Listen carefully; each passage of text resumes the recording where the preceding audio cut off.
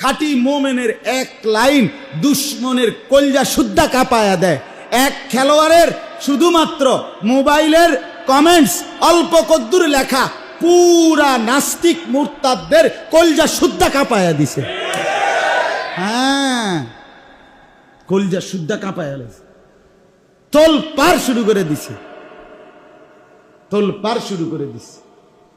দাড়িওয়ালা এই যুবক, অল্প বয়সী তাগড়া নওজোয়ান, কি হবে তারে? তারে ক্রিকেট খেলার থেকে বিদায় হয়ে গেলে, ক্রিকেট সে যদি আর জীবনে না খেলতে পারে, কিন্তু আরশে আজিমের মনিব হাসরের ময়দানে তাকে বাদশা বানায় দিবে, বাদশা বানায় দিবে, যদি ইমানের উপরে থাকে, যদি আল্লাহর মহব্বতের উপরে টিকে থাকে। আল্লাহ হিম্মত দান করে, হিম্মত দান। এজন্য যুবক ভাইয়া, তোমরা প্রত্যেকে একে অন্যকে আল্লাহর কথা বলো, ঠিক আছে না? ইনশাআল্লাহ নামাজের দিকে ডাকো, আল্লাহর দিকে ডাকো, আল্লাহর দিকে ডাকো। আমরা প্রত্যেকেই এই দ্বীনের, ইসলামের প্রত্যেকটা মুসলমান, আমরা কিন্তু শুধু নিজের জিম্মাদার না, আমরা গোটা পৃথিবীর জিম্মাদার। আমি একই সাথে আমার নিজের নামাজের ফিকিরও করতে হবে, আমি একই সাথে আল্লাহর বান্দাদেরকেও নামাজের দিকে ডাকতে হবে। দুইটাই, এটা কোনো ভাগ করার সিস্টেম নাই, বুঝেন নাই আপনি?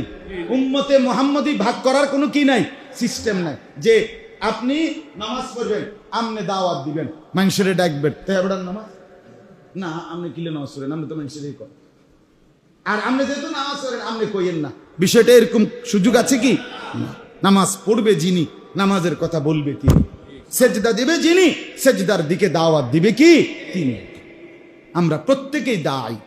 কুল হাদিহি সাবিলি আদউ ইলাল্লাহ আলা বাসীরাতিন আনা ওয়া মান ইত্তাবা'আনি।